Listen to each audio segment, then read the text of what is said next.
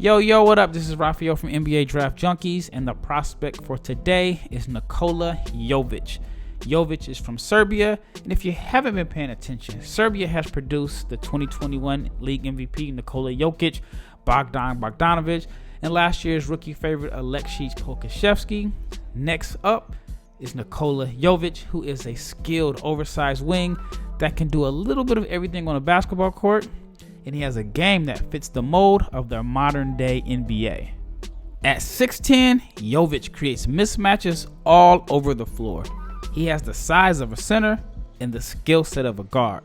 Now, although he lacks ideal foot speed, he still finds a way to get to the rack by attacking closeouts or using ball screens. Jovic is also a pretty good shot creator that can make defenders pay for going under screens or break down his man off the dribble and splash a clutch step back three like he did here versus Japan at the Under-19 World Cup. Now, I'm a big fan of guys that play with swagger and exude confidence. And Jovic carries himself as if he knows he's the best player on the floor every night. He aggressively attacks smaller players and loves the ball in the mid-post. Now, this may sound funny, just hear me out, but he has some Jayson Tatum in his game. And when I say he has some Tatum in his game, I'm talking about as far as how he looks to score on isolation and mid-post plays, which is frowned upon in today's analytics-driven NBA.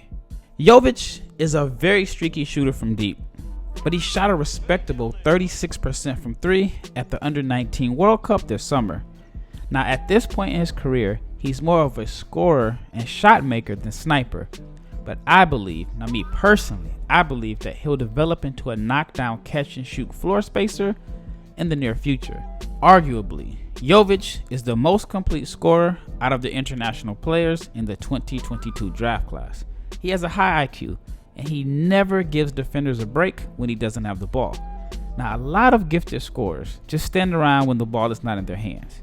But Jovic is a very intuitive cutter, and he finds ways to sneak backdoor for easy baskets versus aggressive or lazy defenders. Jovic set the tone for a strong play at the U19s with his transition dunk on the first possession on day one of the tournament.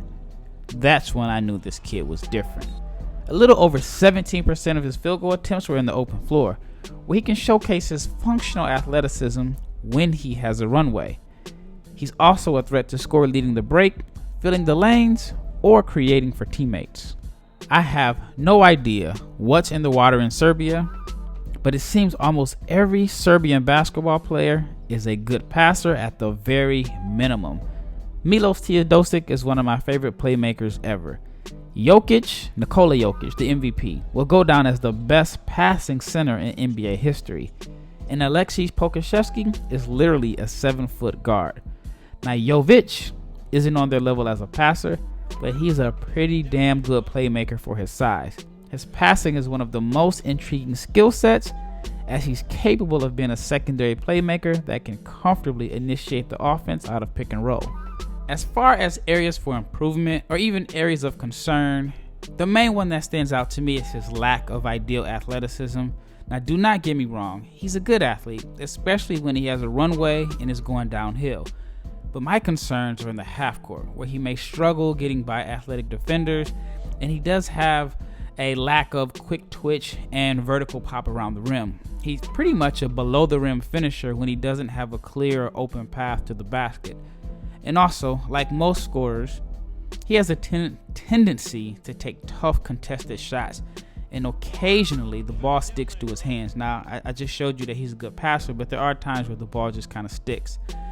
As great as Jayson Tatum is, if there's a knock on Tatum is he can be too isolation focused and play too much one-on-one.